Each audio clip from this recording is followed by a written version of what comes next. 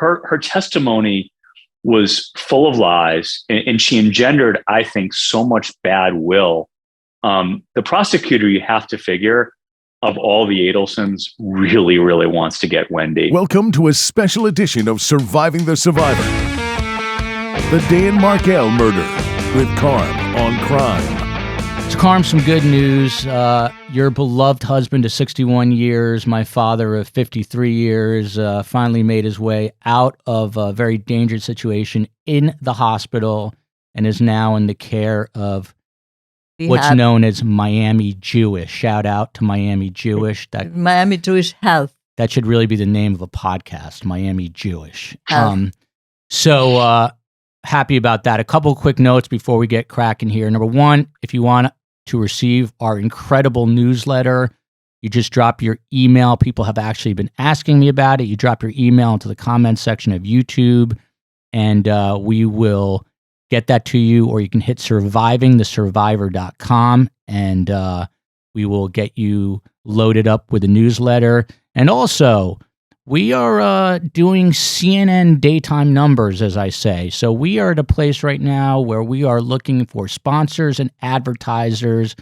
No better place to advertise and sponsor than Surviving the Survivor. If you are interested, please hit me up via survivingthesurvivor.com, or you can also drop a comment into the YouTube section of this channel. Joel, this was not very subtle.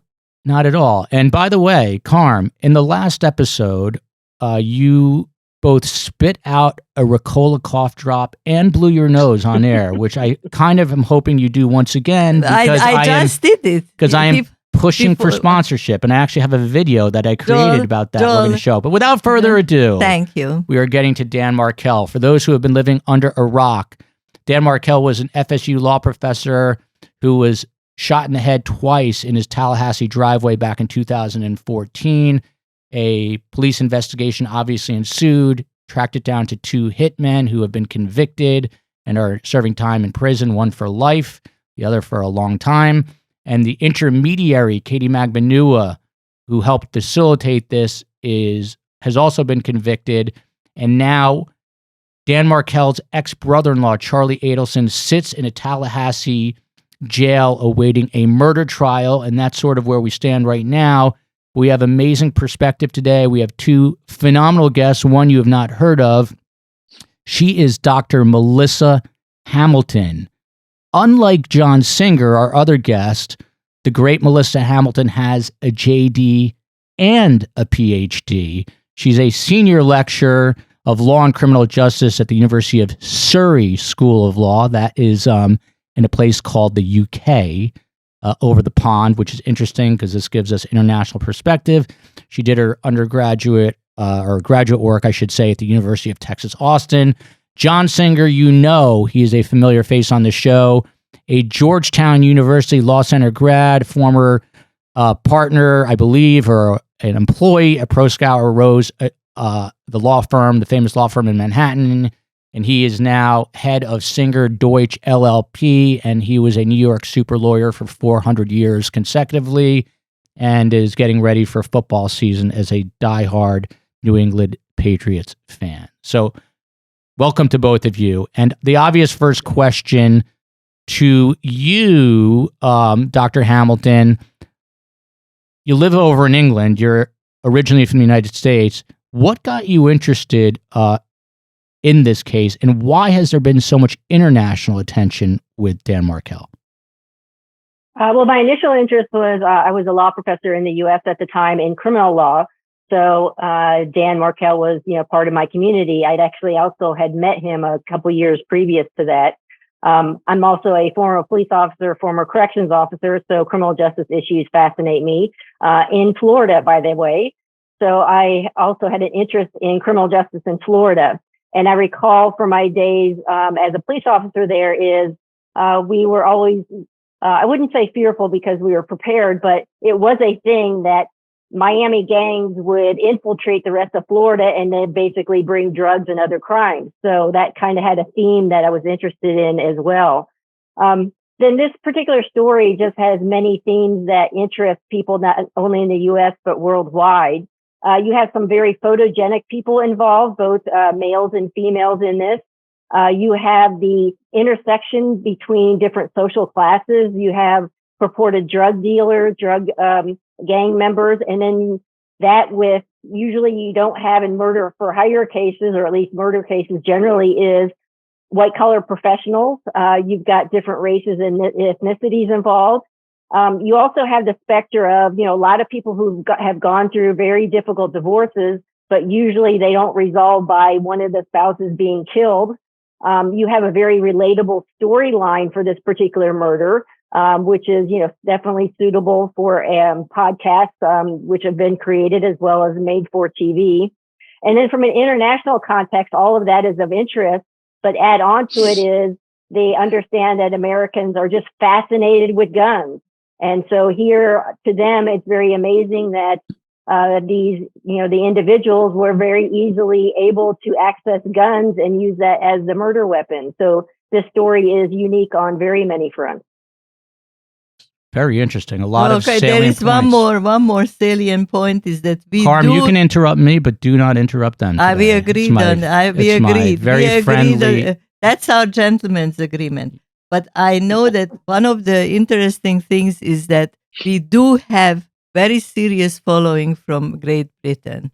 Yes, we do. And other countries of the Commonwealth. Canada, England, Australia, they're all very riveted by this case, and rightfully so. It. John, I have to start with this. Do you feel for the first time in your life, do you feel slightly inferior? You're neither a cop, you are not a corrections officer, you do not have a Ph.D., you're just an uber successful Manhattan measly attorney. Do you feel inferior in the presence of Dr. Hamilton? I feel inferior at home to my wife and my two kids, but professionally, not normally. But I did look up Dr. Hamilton's CV last night. I thought it was very impressive, and then I learned today about the police officer and correction officer aspects. So a very impressive resume, and very, very well equipped to talk about this case. As my lovely father would say, No, John Singer is laughing all the way to the bank, and I'm happy for him. So listen, the Arthur hearing is coming right up. It's on September 9th. John, we've had you on before. You kind of laid out what is going to happen. Have you had any change of heart? And can you once again just sort of set the table for what to expect come September 9th? Sure. So an Arthur hearing emanates from a 1980 case, State of Florida versus Arthur. And in non-bondable offenses and crimes, this would fall in within the ambit of that, it's a murder charge. So it's a non-bondable offense. The defendant is entitled to what's called an Arthur hearing.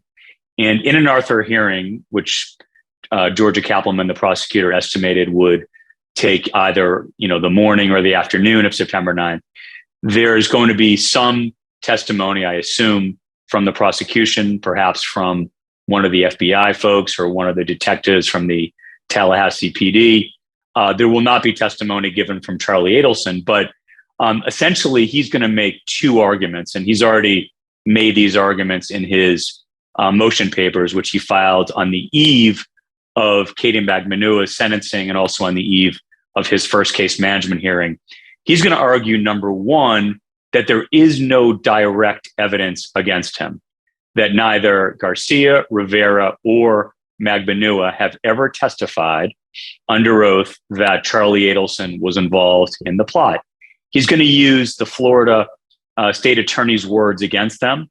That's according to his papers, when they said in 2016 that the case against Charlie was circumstantial and based on a theory and conjecture, not on hard evidence. So that's one argument he's going to make. The second argument he's going to make, which he's already made, and Karm has picked up on this in prior podcasts, is that he's gone to a number of places subsequent to the probable cause affidavit being made public in 2016, where the state indicated that he was involved and he was the person who put this together. And even after that document was made public, he went to Thailand, South Korea, other places which did not have extradition treaties with the U.S. vis-a-vis a death penalty charge. So he's going to say, hey, I went to all these places and I came back. Henceforth, I cannot be deemed to be a flight risk. And I'm certainly not a danger to the community, he's going to say, because I've had no prior offenses. Dr. Hamilton, did John do a good job of laying this out? And what are you expecting from this Arthur hearing? He did. I agree with John on this point. I do hope during this podcast to maybe disagree with him on something just to be interesting. It's very unlikely that he's going to be granted release because several reasons. One is, yes, there may not be direct evidence, but in criminal cases, circumstantial evidence is extremely common. Unlike most cases here, you have 3 individuals already convicted of this crime. So there's actually, no question that a heinous crime was committed. There is, so even if he has traveled to those other countries, what it is indicating, unlike a lot of defendants, is he has the means and opportunity to leave the country. The stakes are much higher now that he has been charged. The fact, as John mentioned, it is a death penalty case. It raises the bar even higher.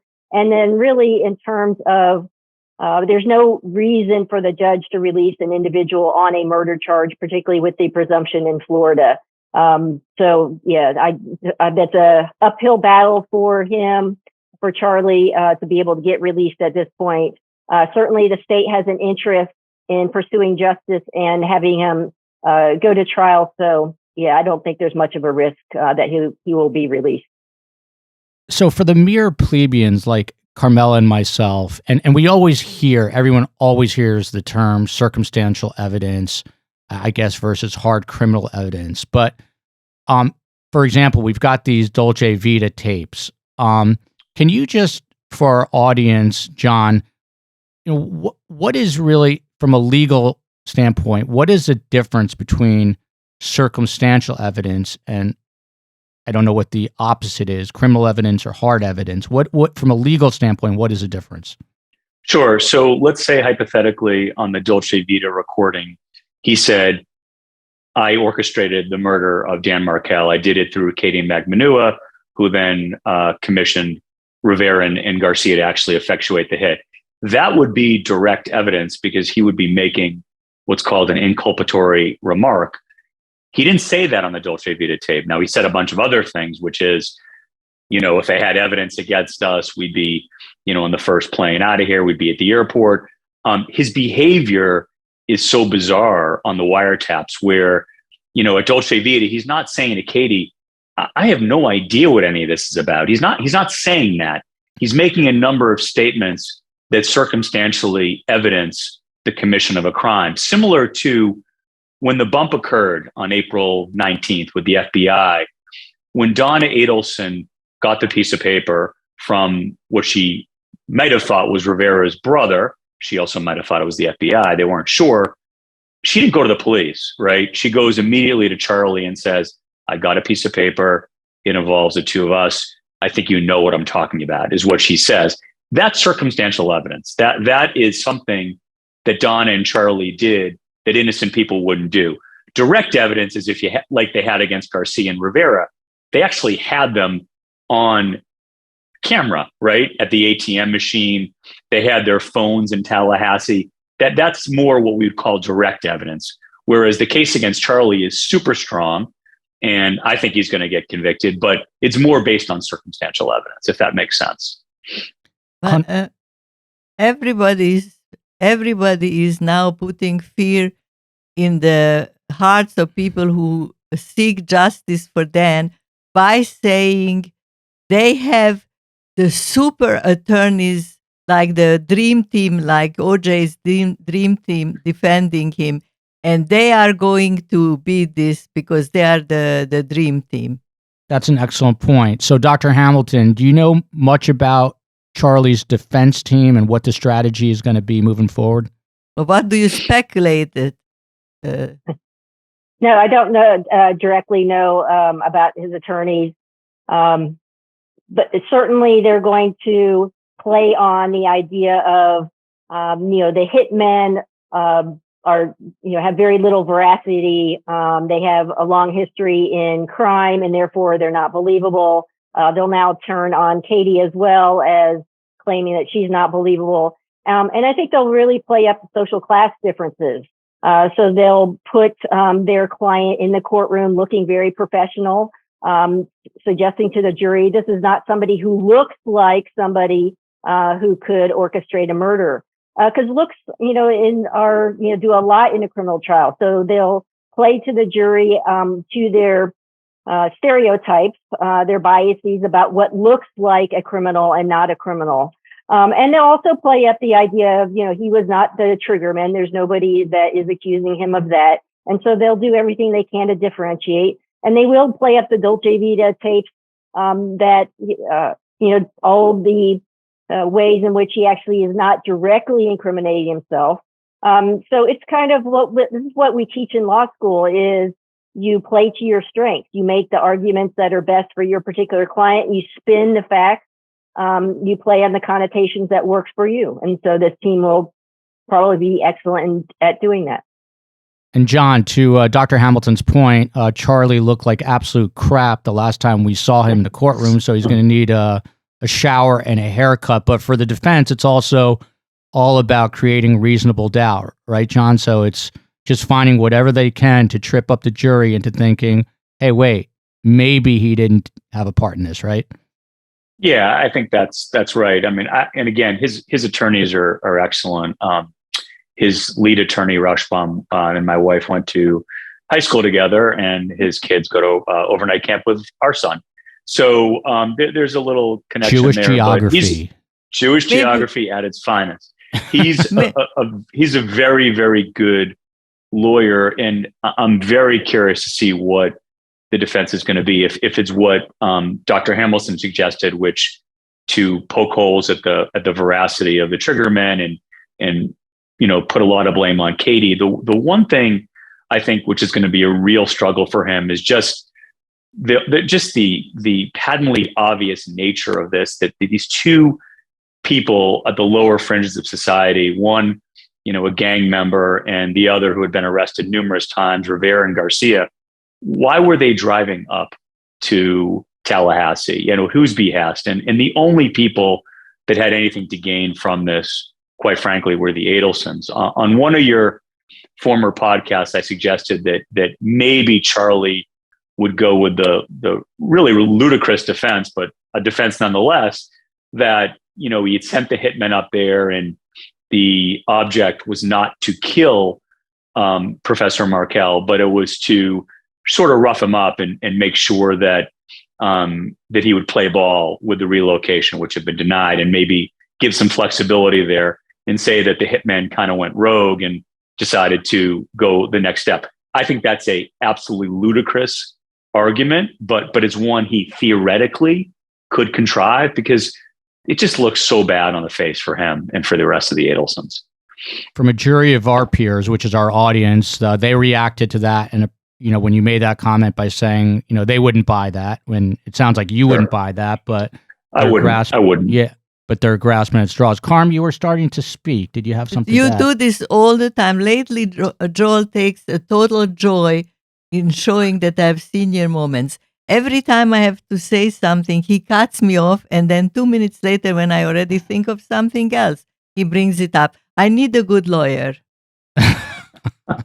Is there a question? No. You see, okay, well, I have another question. So this is the meat and potatoes of all this. Dr. Hamilton, what are the chances of Donna, Wendy, and Harvey being charged next? And let's do this on a percentage level from 0% to 100%. Donna.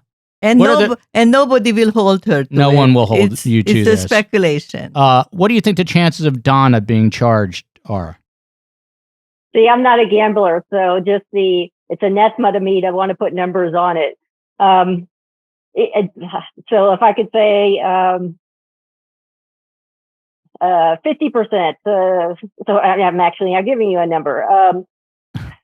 One of the things that's very different here is that there's not a statute of limitations for murder. So in most cases, by now, we would be able to know, pretty surely whether somebody else was going to be indicted or not. But on a murder charge, it could be forever. And the prosecution is taking this very slowly. And it appears from their kind of incrementally charging individuals is it could be any time from now in the future. And it seems to be there's no time pressure on them for that.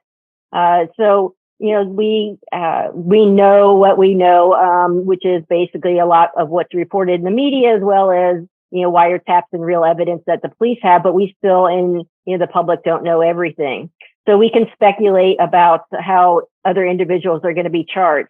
Now, I will say, on the other hand, even though I don't want to be overly definitive, is I would certainly say that I would not say that there's no possibility that none of the other three will be charged. That I don't agree with, because there is a tie to them through the various types of evidence. But I also see that, the three individuals that you just mentioned, the likelihood of their involvement in being charged are very different. So I don't even tie them together. So it could be that the mother is charged and not the others, or vice versa. So the three of them are in very uniquely different positions in terms of the likelihood that charges will be brought, and what types of charges. Can we take, for example, just to give me pleasure, can we discuss Wendy for a minute? Because I read interesting things about Wendy and what her prospects are to be indicted or not. So what do you think, Dr. Hamilton? Does Wendy eventually go down for this crime? Well, I certainly didn't think, viewing her testimony, that she was truthful on it. Of course, she has use immunity on that testimony, so none of it can be used or, itself. But certainly, if the one of the ties to her could be, or weighs in, is if the prosecution is able to show she did perjure herself, that could be an additional charge, because that's not the same as use immunity. So some of the questions there is on, why would she be lying on a lot of it, other than, just some of the things didn't make sense. And I thought some of the questions were really good about, in terms of, your sons are his children. Why don't you want to know more? Why don't you want to know who did this to the father of your children? She didn't have very good answers to that. It also just appeared that she was trying to play the game in terms of her answers. But of course, she's a lawyer as well. I'm not sure if she was ever a litigator. So that kind of makes sense. Just to give you an example of something that didn't resonate with me very well, seeing it kind of from a quasi-jurist perspective, is she tried to make out as she was there voluntarily, there being on the witness stand. She was not there voluntarily. She was subpoenaed because she wanted immunity. She could have gone there voluntarily and ceded immunity. So that just was an example of something that undercuts the truthfulness of what she was saying. One of the interesting things that she said is that she doesn't read it, she doesn't watch it, she doesn't communicate with anybody about it. How the hell is that possible? She's missing some good datelines. Yeah, well, John, how is it possible, John, in 2022 to not? I mean, you could bury your head in the sand, but do you really buy the fact that Wendy is not paying attention to the media surrounding her former husband's case? No, just the information. No, I mean that was ludicrous. I mean, she lied. She testified for roughly 3 hours if you amalgamate the two trials, the 2019 trial and the 22 trial. Each was about an hour and a half, and she lied on so many occasions. And there were little lies and there were big lies. Do you know if your parents are millionaires? I don't know, she said. That was ridiculous. Do you know if your brother drives a Ferrari? I don't know what kind of car he drives. I drove a minivan. You've seen my car, she said. Just little things that she didn't need to lie about. And then there were the bigger things, right? About how she doesn't follow the media coverage. She hasn't listened to podcasts, doesn't watch the news, doesn't read the newspapers, all upon advice of counsel. So, they couldn't go further and try to query her more about that because she hid behind, under the rubric of the privilege. But her testimony was full of lies, and she engendered, I think, so much bad will. The prosecutor, you have to figure, of all the Adelsons, really, really wants to get Wendy. Ultimately, whether she's charged or not is a difficult question.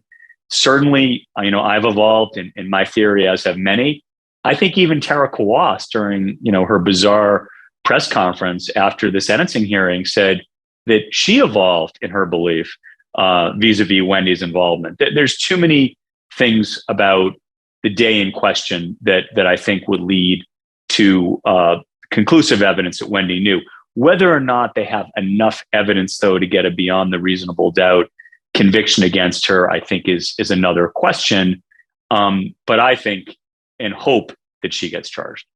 Now, of course, not being a lawyer, I understand that the mere fact that she knows everything that went down would still not be a cause for indicting her, because she just has to be actively participating in the activities surrounding the murder. But she can know it's not illegal to know, right? Dr. Hamilton, what is the legal threshold in the state of Florida? So I translate for you, Karm. Thank you. It's from English to English. From English to English. But so what is the legal threshold in the state of Florida? Let's say she knew about it and she didn't act on it. Is that enough to indict? So I'm not an expert on Florida law per se because I'm licensed in Texas. There is some states do have a law that's called misprision of felony, which, I know that's not a term that is widely available, but basically some states and some other countries make it the criminal act to know about a crime, know about a felony specifically, and not to report it. I don't know, and probably Florida does not have that. Some states do. So that just to give you context for that, maybe John knows if Florida does have that kind of a criminal law. Does New York have that? Does New York have that criminal law? I don't believe New York does. I think in order to be charged with a conspiracy under New York law, there has to be an overt act, right? And I think here, just to pick up on Wendy, the overt acts that she arguably engaged in are many. Number one, how did the hitman know that Dan Markel was going to be going out of town on the 18th, right? That was the day that he was killed in the morning, or maybe he was going out of town the next day. And I think the testimony was it had to be done that day. Who would have known his schedule other than Wendy Adelson to provide that information to Charlie and then to Katie and then to the hitman? That would be an overt act that would be enough to charge her with participating in the conspiracy for murder. So I don't think with her, it's just passive knowledge. I think that there were some overt acts you can point to. But again, with your original question, Joel, I think that there is a very good likelihood that they're going to get Donna. I think that the way this prosecution has moved thus far is they're hoping for direct evidence. So they were hoping that Katie would flip on Charlie. They waited 5.5 years for her to do it. She never did it. And then on the eve of his trial, they had to arrest him because they could not have Tara Kawas and Chris DeCoste pointing to the fact that Charlie was living his life and Katie was in prison. Optically, viscerally, it would have looked horrific for the prosecution to have had Katie in prison for 5.5 years and Charlie walking free when the prosecution's already stated that he was the mastermind behind it. So they waited and waited. They're going to wait now, I think, a little bit to see if Charlie flips on mom. Now, we've all, I think, talked about this in the prior podcasts, and I think there's a zero likelihood that Charlie flips on Donna. I think he's going to go to trial and he thinks he's going to win. But they are hoping perhaps that the seat gets hot and he's sitting in jail and says, I got to get out of here. And he flips on Donna. So I think they're waiting.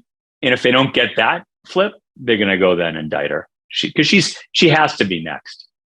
And if he doesn't flip on Donna, do you think there's a chance he would flip on his sister, on Wendy? No, I don't. I think the arrogance and bravado that encapsulates his whole persona has led him to delusively conclude that he is going to win. He's got good lawyers. He probably doesn't ascribe much credence to Tallahassee and their prosecutors, which is ridiculous because they did an amazing job in both trials, especially in the second one.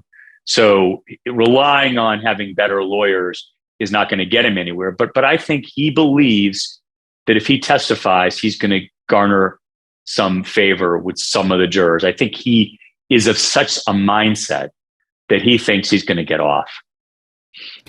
Now, I went back and, like a good podcast host, I went back and watched Wendy's testimony from the second trial. Just, these are very simple things, but they just kind of bounced out to me as her coming off super disingenuous. Number one, she said that non-kosher pizza caused this great stress in her marriage. That's, I have a wife who leaves a towel on the floor every day, and that causes some stress, but not enough to commit any heinous acts. She then went on to say that the divorce was made much more difficult by Danny. And by the way, it always irritates the crap out of me that she refers to him as Danny, even though that's what she called him. But it's like such a term of endearment, right? And most people, many people are thinking, not most, but many people are thinking that she could be behind this, still using that term of endearment in the courtroom. It just rubbed me the wrong way. And then the thing that I kind of laughed out loud about, she said that, she was being questioned, and she said, I wanted a place with permanence. And she goes on to say that I'm an immigration attorney. Like I thought she was going to say something about for her children, which comes up later, but she framed it that does immigration law. And since Miami is a haven for immigration law, she needed that permanence in Miami. And it was just like, there was no credence to it at all. I just didn't believe a single thing she was saying. And I was wondering, obviously, how you guys felt about that. But a bigger question for both of you. So she received immunity in this retrial of Katie Magbanua. But Dr. Hamilton, that doesn't mean that if Wendy were to go to trial, that they're not going to go back and look very closely at that testimony and try to pull what they can in terms of preparation. Am I right about that, or they can't use it at all? They can't use her testimony or anything they learned from her testimony.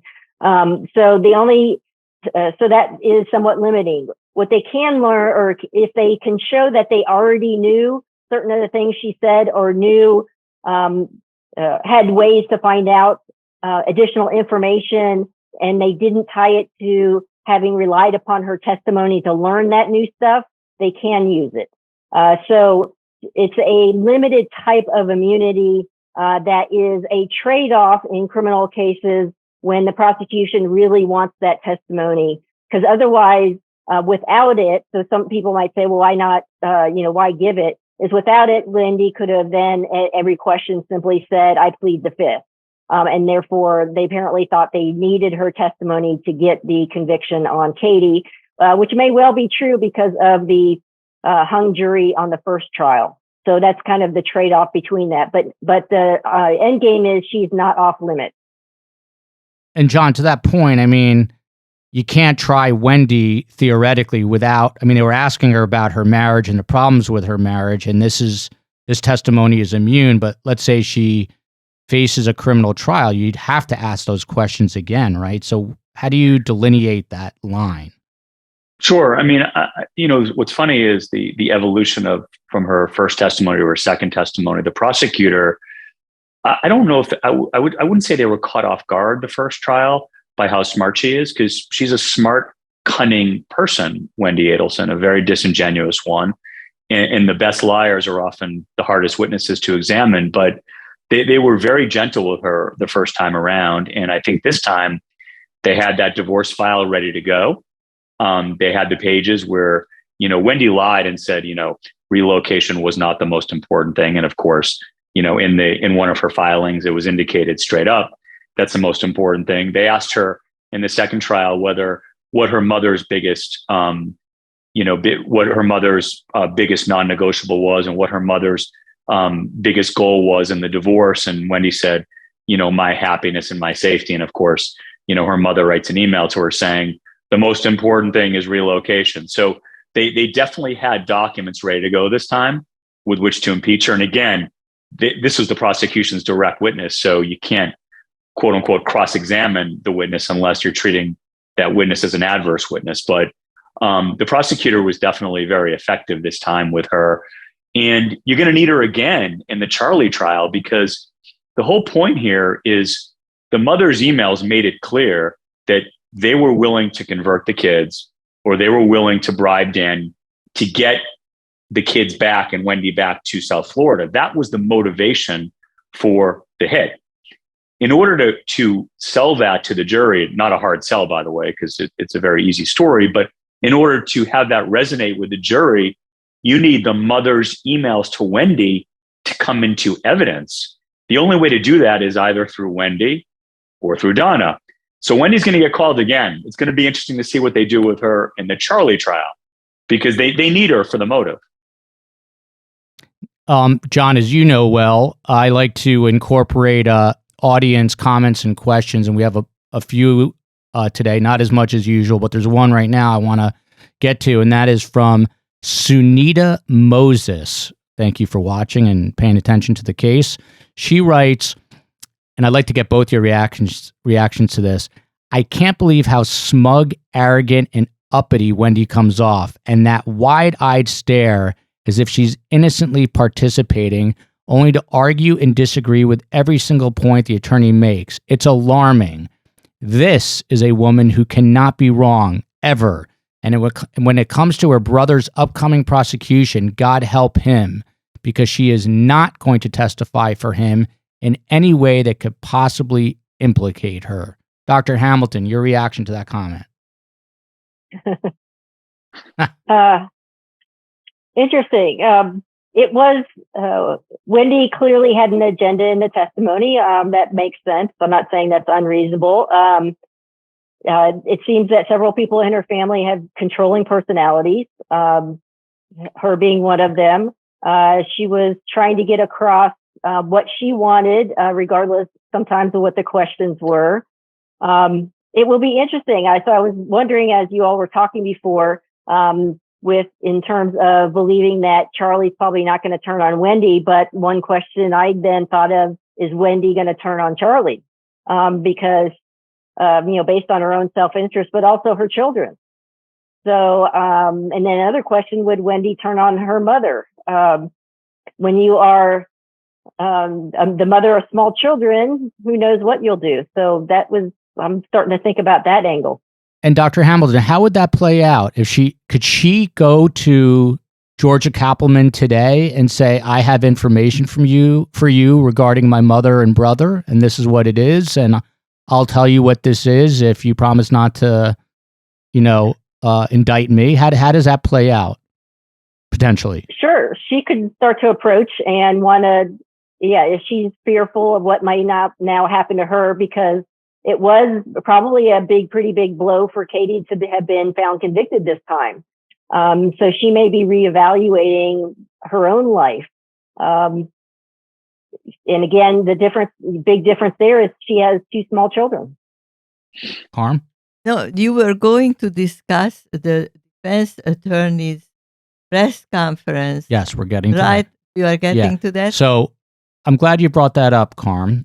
Very, very good of you. You are now producing the show as well, which I appreciate. Somebody has to. But Tara Kawas, who was Katie Magbanua's defense attorney, Dr. Hamilton sort of highlighted that, and John Singer as well, that it was after the conviction of Katie Magbanua, there was sort of a impromptu, bizarre post-conviction press conference. And a big shout out to Mentor Lawyer, who appears on the channel with us here very often, who has his own couple of channels that are exponentially more successful than ours, but we'll get there one day, Mentor Lawyer.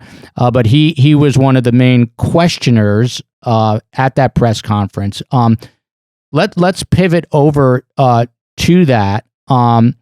But before we get there, Dr. Hamilton, is it too late at this point, with Katie facing a life sentence, to make some sort of deal? Is there any option for her if she knows stuff at this point?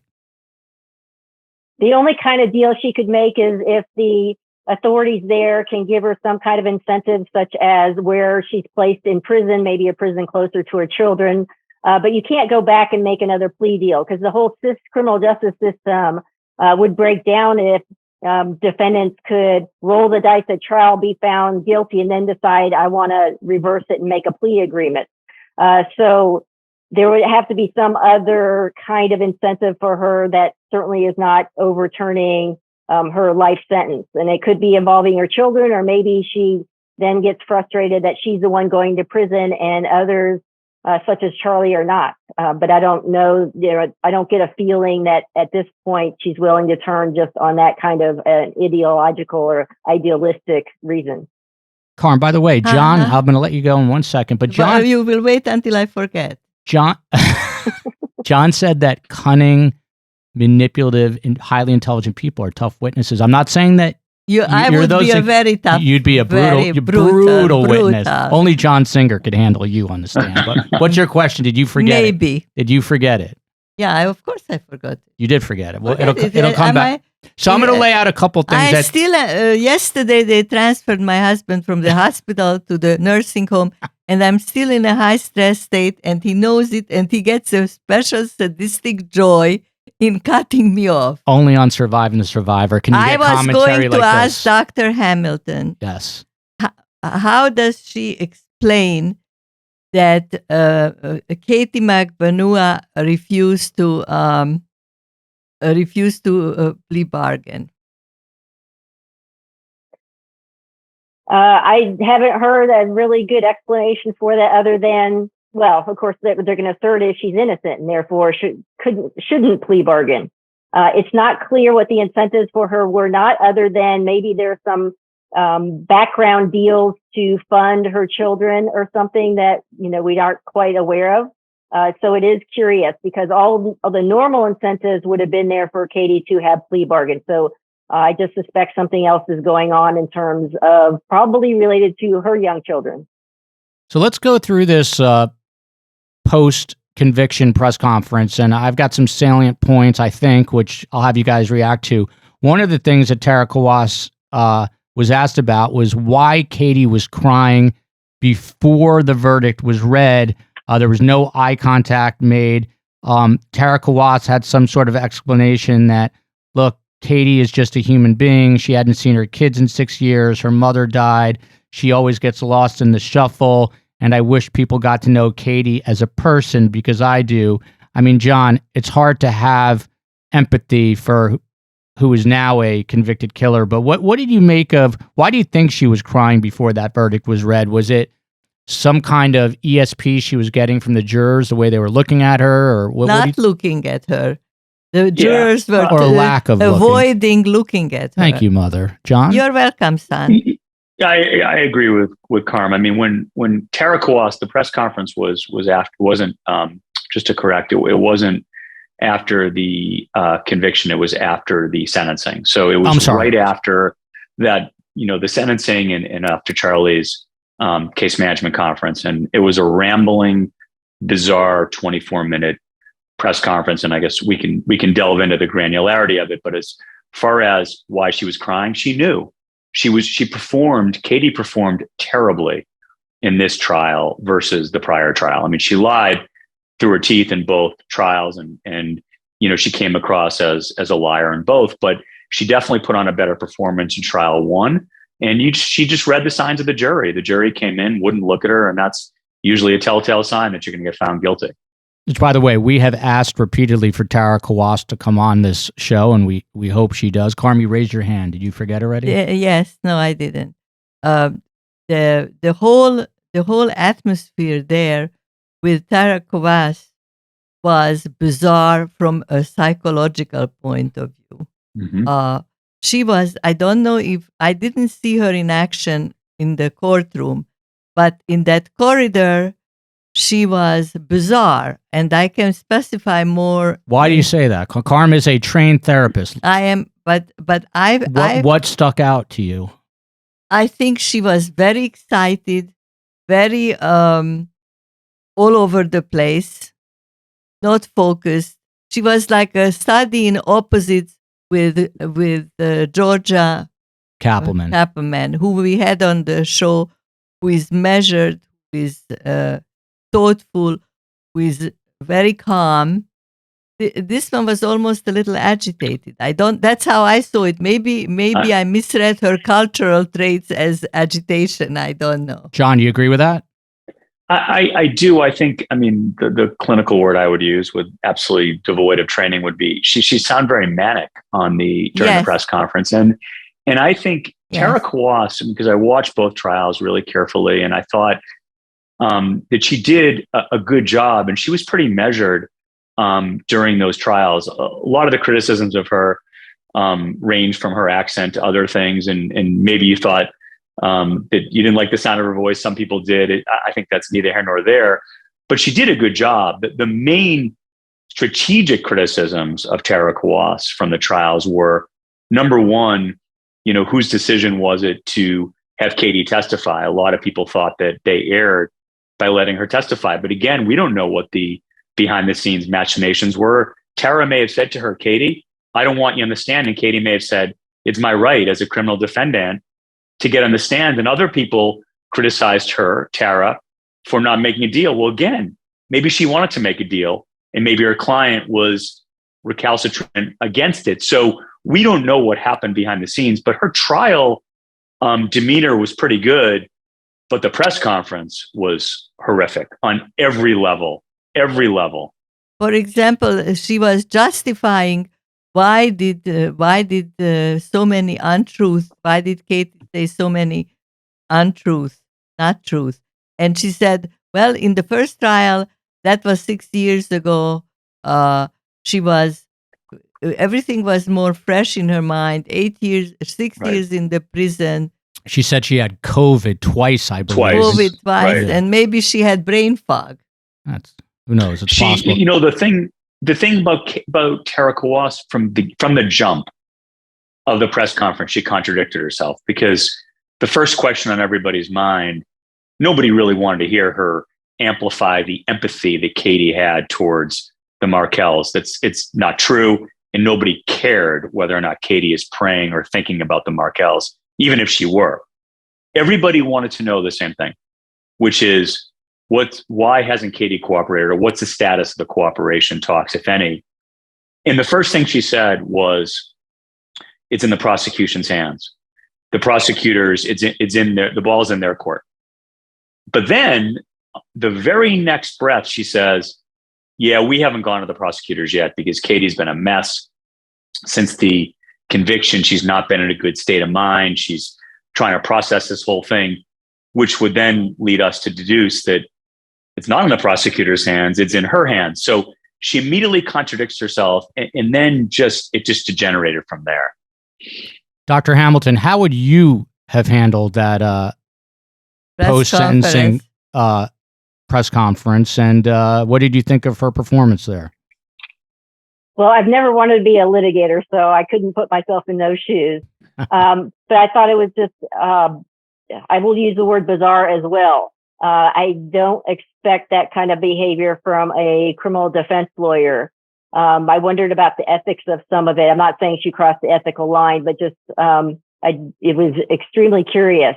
It does seem that it was she was just emotional about the whole thing, and it was kind of just a volume of her stress coming out, her feelings. Apparently she had invested a lot in it. So there are very odd things that she was saying. It almost seemed to me in some cases when she was trying to implicate Charlie, of course, she's got a lot of resentment for Charlie not coming forward, but that seems to implicate her own client, because the connection between the hitman and Charlie is her client. And so I thought that was curious about her making those direct, or seeming to make those direct links.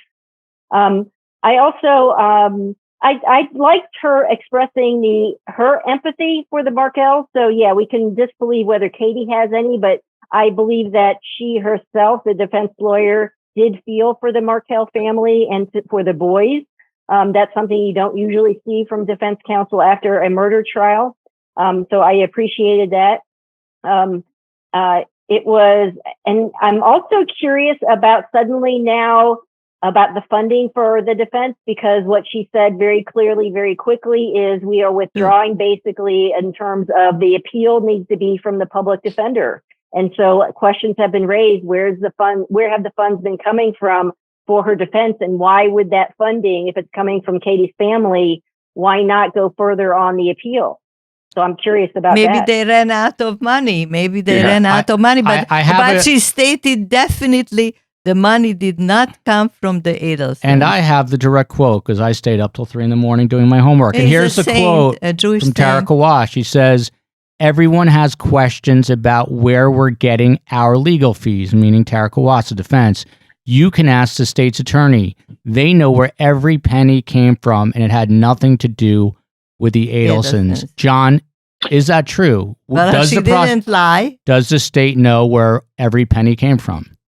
I mean, they've made a point of she's made a point of saying this over and over again, and she's not shy. If you ever look at her Instagram, she'll get into it with people who hate her client and think that the Adelsons are paying for her. And she's always been clear that they disclosed to the judge in the first trial who was paying the fees, and whether that's true or not, who knows? But a couple of observations about the press conference. One, it would be more easily explainable if that press conference had followed the guilty verdict, because that was obviously, it shouldn't have been a shock to her, but that was obviously a very emotional day when Katie were found guilty, which was several months before the sentencing hearing. At that point, you could expect some really raw emotions to emanate from her.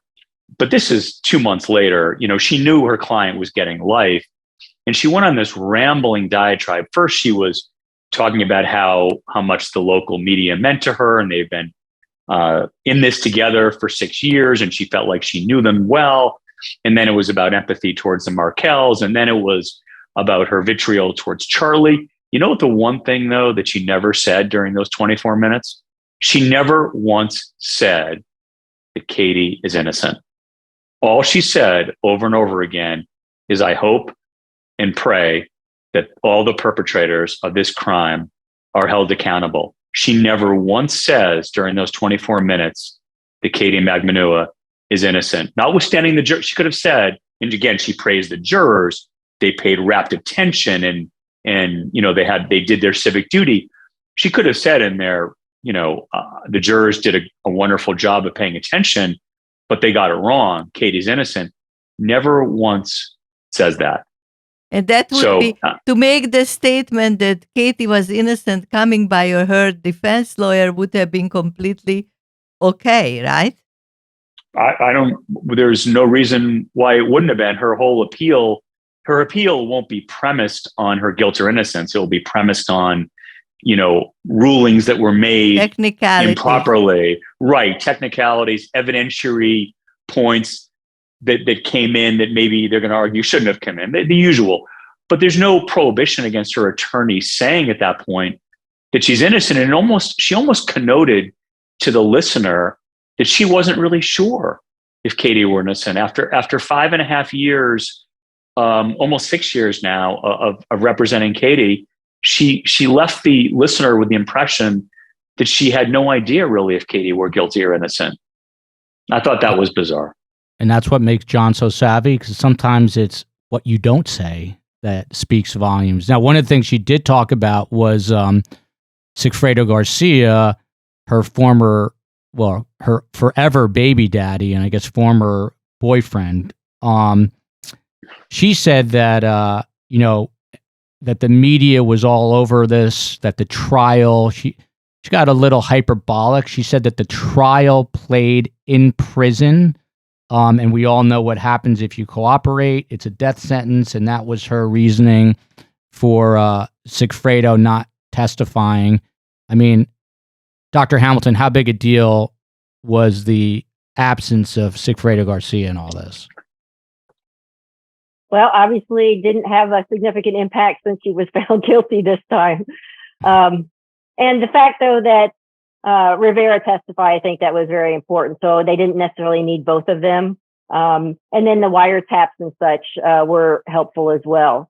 So, yeah, Sigfredo not testifying, of course, he would have been then subject to pretty blistering cross-examination as well because of his past and what have you. In the end, they obviously did not need him. And Karm, you're the therapist here. No, I have to say that psychologically, maybe I'm a last of the living romantics, okay? If they cared enough about each other to have one child, okay. But they cared enough about each other to have two children. And they obviously had an ongoing relationship. We are not going to judge if it was a both. No, there are no normal relationships, but okay relationship. Whatever it was, Sigfredo Garcia and Katie Magbanua had a relationship, and now they don't communicate at all. It's kind of mysterious to me. Well, it's a little tougher now that they're both in prison. No, but they could still communicate. Yeah, that's interesting. I was going to ask you a different question. But Karm. wait a minute, nobody answered it. I'm answering it. Do you No, guys care to weigh in on that? Well, I'm afraid I might have misunderstood the question. I thought you were asking about the prosecution not calling Charlie, but maybe you were asking about the defense. No, I was saying that still staying with Magbanua, that it's very interesting to me that not only Katie didn't do a plea bargain and so forth, but she completely cut off her whole relationship, or somebody cut off the whole relationship between the two of them. Between Magbanua and Sigfredo Garcia. Dr. Hamilton or John, any thoughts? John, do you have a thought on that? I'm not sure. I don't know if that to be the case. I don't know if they've been communicating in prison. They communicated with one single time in 6 How years. do you know? Because I read up on it. They communicated one time when she was talking to to Sigfredo's mother, and at the pure coincidence, at the same time he called his mother, and the three of them were on the phone. That was the only one time, according to what I Karm, read. you're like fancy fiction. I am turning into, and I would like to be called the fancier. That's a great name, fancier fiction. You have a lot of time in retirement. You can foil all this information. I have zero time. Now in the hospital, I have plenty. I was going to ask you some question, or a question, not some questions, a question, which is, and Dr. Hamilton brought this up, did you find it genuine when Tara Kawas was going on about how badly she feels for the Markel family? Did you buy that? Yes, she's a very emotional woman, and anybody would feel bad for her. That's why we are all involved in this, besides all the other, vicarious thrills from other people's suffering. We are also involved because of other people's suffering. And I don't want my homework to go to waste, so I pulled a bunch of quotes from Tara Kawas as it relates to Dan Markel and his family. She said the following in no particular order. She said, "My heart breaks every day for the Markel family. When I heard that Wendy Adelson is still not allowing visitation for the grandkids, I couldn't believe it. I don't want to do anything to jeopardize the prosecution of Charlie Adelson." She mentioned that about having her conversations with Sigfredo Garcia sealed. That did not have to do directly with the Markels, but she said that at one point, Dan Markel's boys are going to have access to the internet and they're going to do their research. The composure the Markel family had was fantastic. I could not have done that. And she went on to say, Katie's heart breaks for the Markels. I mean, John, your take on all these comments?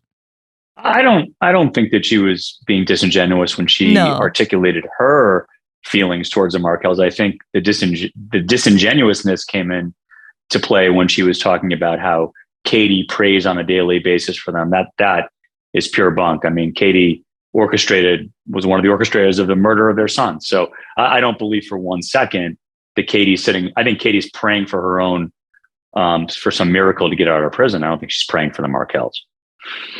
As a legally and genuinely a grandmother, I have to say that I think somebody said that I think one of our listeners said that the people who are going to suffer and are suffering the most are the 5 children. Wendy's 2 children, Katie Magbanua's 2 children, and Charlie's 1 child.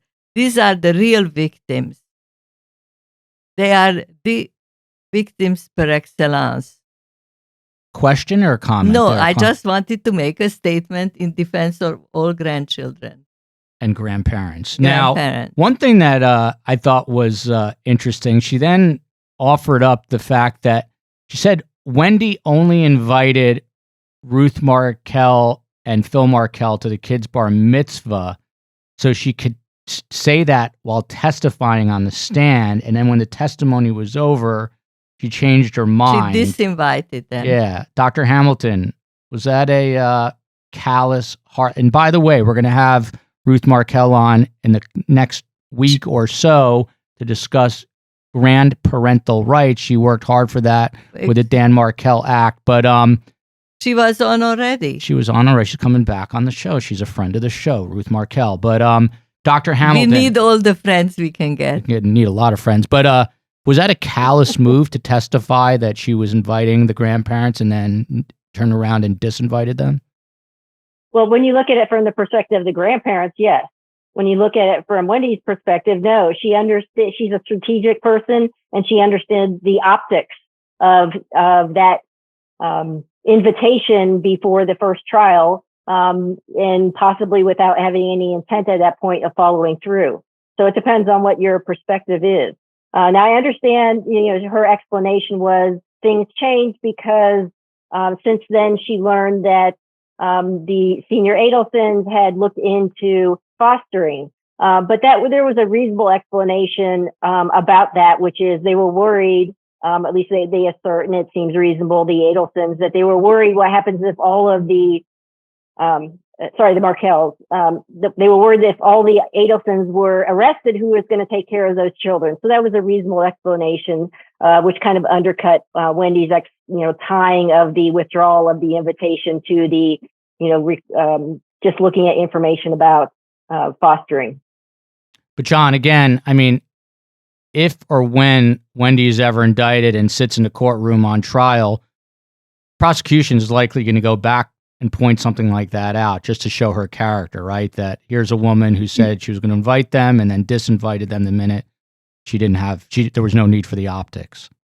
Yeah, I mean, just think about the callousness of that act on her part. And in the 2019 trial, the prosecutor made some hay of the fact that the grandparents hadn't seen the kids in 3 years, and she knew that didn't play well.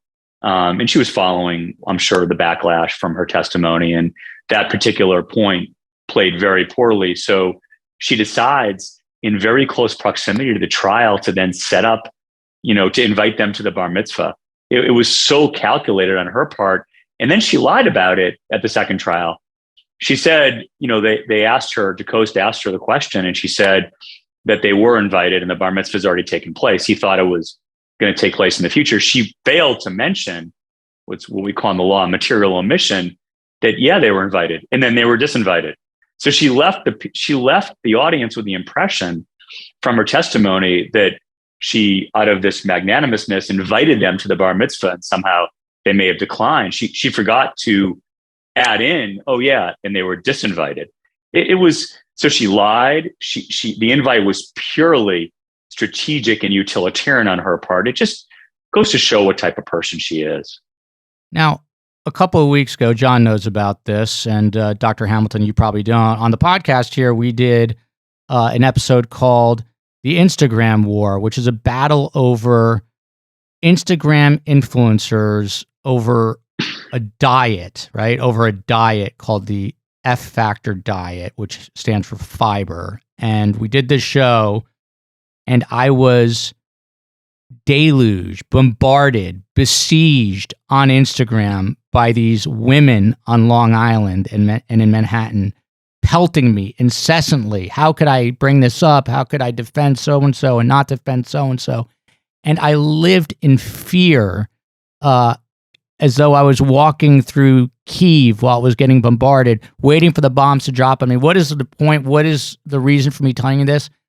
Sometimes I put myself in Wendy's shoes, and I honestly do not know how she functions as a human being. I mean, there's surveillance video of her that's out there that Fancy Fiction has posted. Who knows if she's being surveilled currently? How do you live your life, especially as a former police officer and a corrections officer? How do you live your life just knowing that that hammer can drop anytime, Dr. Hamilton? Must be very difficult. Again, it's very different when you have children than when you're an adult on your own. That's why there are statute of limitations on most crimes, so that the harbinger of the state and that hammer of the state hovering over on you, we just think is too emotionally wrought. And so in most cases, the statute of limitations, which is basically the prosecution has to come within X period of time of the alleged crime. The exception is with murder, because murder is so heinous, but it is because it is extremely disruptive to your lives to be under that possibility of prosecution. It's curious as to why she hasn't, for example, moved out of the country. Now that wouldn't make her immune from prosecution, but it makes it harder for the prosecution. And people in other countries, even though this story has garnered international attention, probably would be less likely on a daily basis for people around her to be aware of it.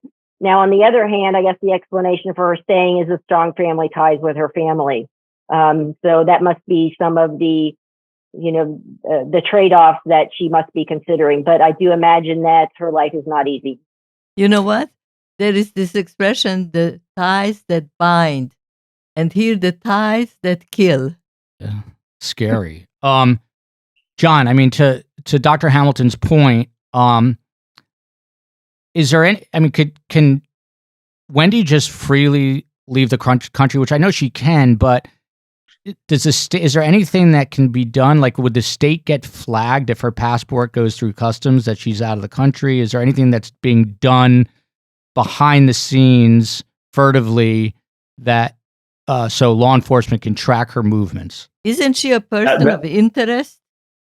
Well, she is. I don't know what's happening, furtively behind the scenes, but I can tell you this: I don't think that she has that angst that the rest of us would feel. I mean, we, as Wall Street employment lawyers, there are times when our cases veer off into the criminal arena, whether it's insider trading or things that the SEC or the U.S. attorney has interest in. And there's a very clear demarcation between some of our clients when they're under the spotlight of the federal government.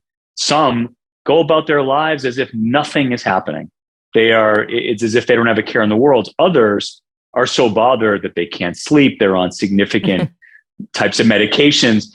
I just think that she's, again, I don't know her per se, but she seems to be the type of person after her 2 rounds of testimony that is not nearly as anxious or as bothered or as under the gun as we all would be.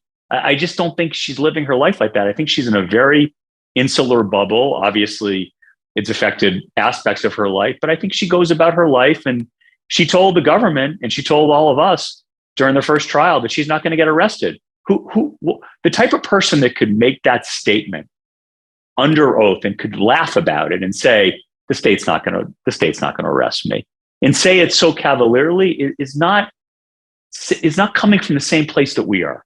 But wait a minute, that was still a time when her godfather was the political big man in Tallahassee, right?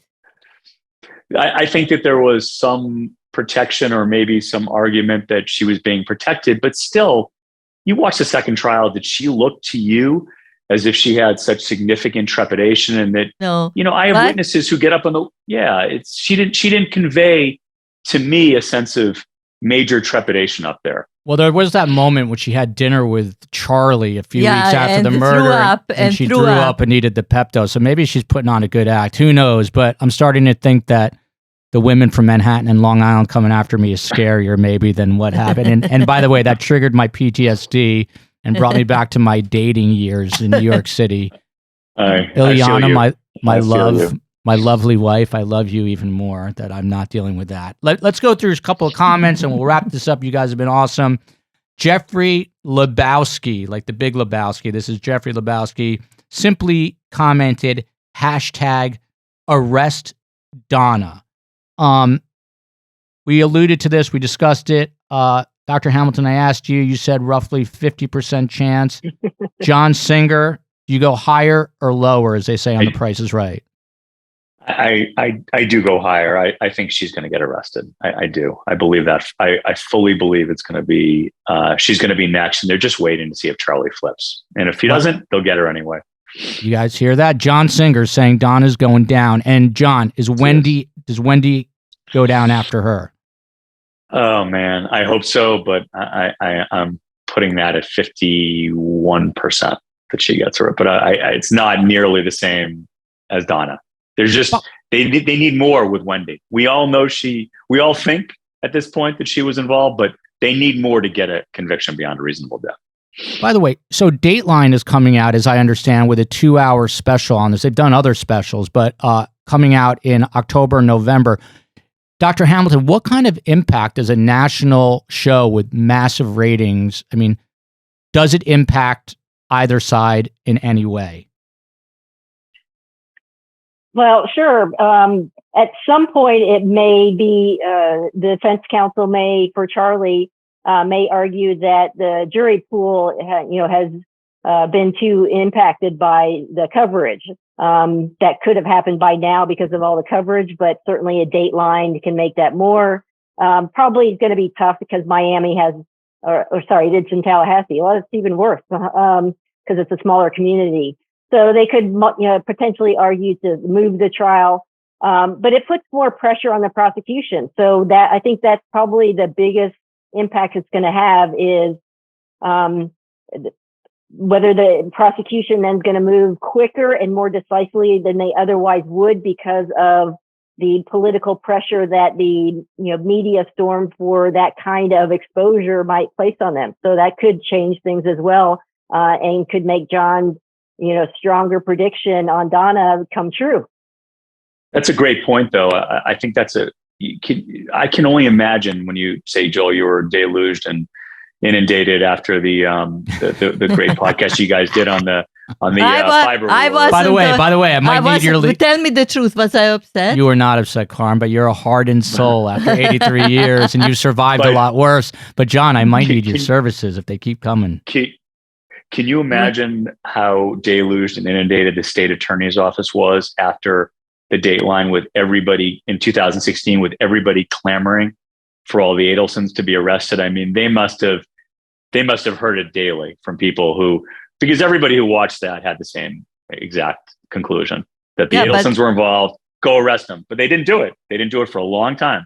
Well, it's amazing because you really do doing this podcast and focusing on the story for weeks now. You do see the investment that people have, and people reach out to us all the time, and they reach out to John, and they'll reach out to Dr. Hamilton, and you do see that investment. So to your point, I didn't really think of it, but yeah, I mean, after a major story, there will be a revolution if they are not. Yeah, they'll be marching and protesting. So this next comment I didn't read beyond the first 3 words, but I chose it anyway because it starts, Joel, great question as usual about Charlie's mindset after 50 plus days in jail, staring at a life sentence in a federal prison, or giving up his sister.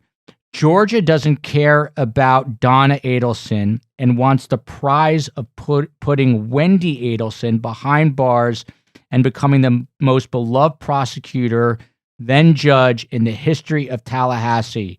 Go get him, Georgia. Dr. Hamilton, you buy into what Jeffrey Lebowski is saying. Is the big fish for Georgia Kappelman Wendy and not Donna?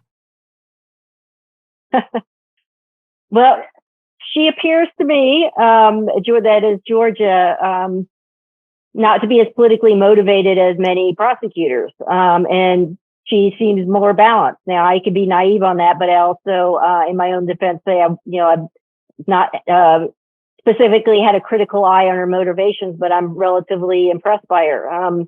So whether she's driven by ambition for higher office and that changes her decisions and her timing, I don't think so. I don't think that's her ambition. I really don't. I think she's one of those people who is very happy with what she's doing and what she's achieving, and she's very happy with it. And it's not finished. It will take years more And I think she's not looking to be a client. She's not a social climber. John and Dr. Hamilton, Carmela has a rough edge. She can be very tough, especially on me, but she's also very shrewd, and she knows we're going to try to get Georgia back on this show. No, I swear, no. I swear, it's So- no. Because after this show, she's No. going to say, Joel, you see, I said that Georgia is not a politician, and it's But you mean it. You mean it.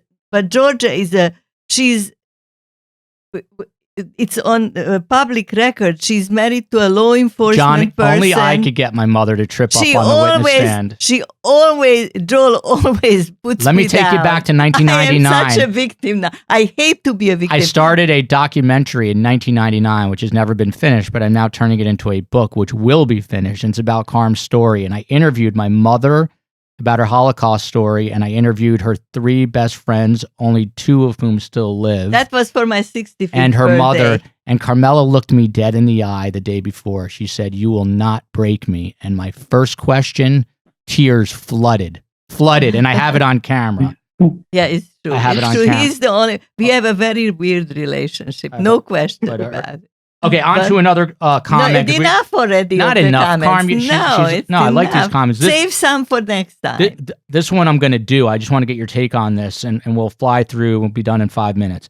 Joel, an idea for a guest, and no one else better steal this, is an IT expert or a lawyer, which is kind of funny because it's 2 totally different things, but I'm sure John is good at fixing computers too, to talk about what is discoverable via WhatsApp in any historic cases where WhatsApp chats or calls have been admissible in a murder trial. A question would be around what it takes to request and successfully retrieve WhatsApp communications.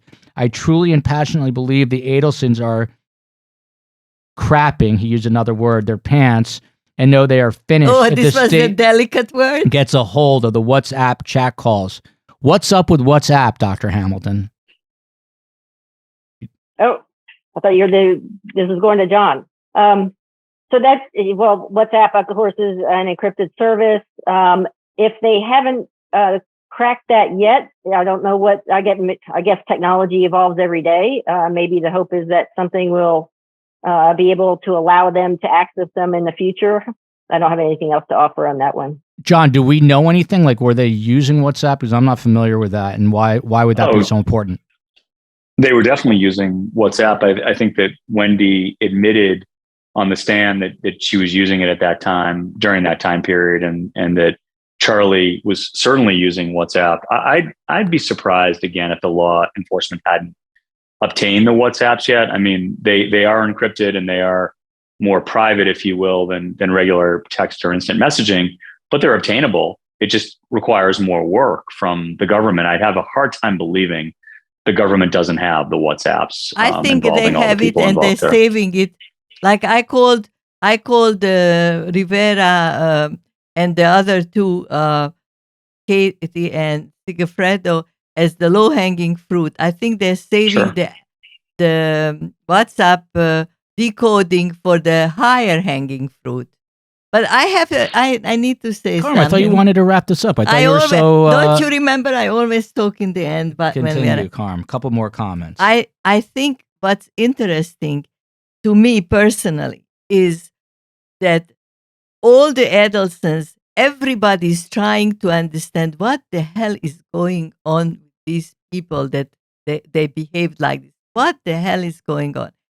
And then I thought of something that maybe, and it's not on political level. I was thinking that maybe these people were born with a huge compartmentalizing Very good, Karm. Very good. gene, like a huge gene. Yeah. And they can compartmentalize like your people on Wall Street. And I was thinking one of the great compartmentalizers What a was, great word. You've said it 3 times. I am practicing to say it right. One of the things was Clinton. Our president. Karm, is there a question here? No, but what I'm saying is that's how I explain their behavior. I don't think they are pure psychopaths. I don't think they're not pure psychopaths. They can just put away murder into they a just back murder corner. on the side. It was a sideshow. Karm, thank you for that. You're welcome. Next comment from Veronica Ampudia. Hi, it's Veronica again. First of all, thank you for the wonderful interview with the amazingly strong Ruth Markel and the tireless Karen Cyphers. And a big shout out to Karen, who helps us behind the scenes and is excellent and a great human being. And her question is, I would love to know how we can help as regular citizens to bring further justice to the Markel case. And I will answer that by saying that Karen did not start it, but she helps run and organize Justice for Dan Markel, hashtag Justice for Dan Markel. So that is one way. With Greg Solomon. Jason Solomon. Jason Solomon.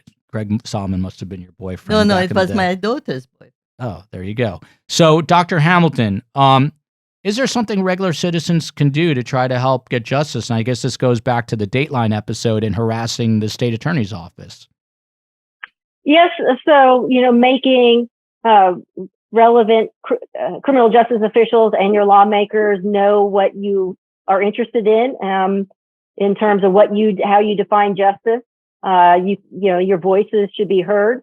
But I also think uniquely in this case, it's the grandparents' right to visitation of their grandchildren may be a way to do justice that's, not criminal justice per se, but justice in the sense of that, something that the parents, the Markel parents are very interested in. So maybe that is something that you could more directly assist in terms of writing your lawmakers in whatever state or country you're in to try to get them to pass similar legislation. And just following up on that, there was a comment, which I didn't realize I had here, that says, and this is from Go Georgia, obviously about Georgia Kappelman, says Justice for Dan is the website where people can show support, sign a petition, and keep focused. The hopeful long arm of the law is moving slowly but surely. And then a final comment I just found interesting because it mentions Auschwitz and Carmela's story, and it's long, and I'm going to read it, and I'll have Karm break this down, and then we'll wrap up. I don't have a name on this one, but it says, thanks for the podcast. Joel's one of the great... No, she didn't say that. She says, I relate because my dad was also a survivor in Auschwitz, and I'm also very much the daughter of a survivor, as I am the son, the Mishigas and all. Dr. Hamilton, I assume you're not of the Jewish faith. Mishigas, for translation, is craziness in Yiddish. So she says, I am also very much a daughter of a survivor, Mishigas and all. My dad, may he rest in peace, passed away in 2009. He was a wonderful person, also a real mensch like Dan. This story also resonates with me because I also met my ex on J-Date. John Singer and I can sort of relate to that, but I think that was after our time. Thank God. Okay, go We ahead. are both medical doctors, of course, and on the surface look like a golden couple. We have 2 children. I'm very much a Yiddish mama. This is a funny comment. This goes on. How long is It keeps going. Don't worry. The difference is that I could never. The difference is that I could never hate my ex the way she hated Dan. I will always love him because he is the father of my kids. Unlike Dan, he is not as doting as Dan was. Dan was a real catch, and Wendy was a lucky girl. I understand relationships are difficult, but to hate him as much as she did, and she's an educated Jewish woman from a tight-knit family, that concept blows my mind. Ruth, I admire the way you are dealing with such a difficult situation. May you only have nachas, which is happiness, health.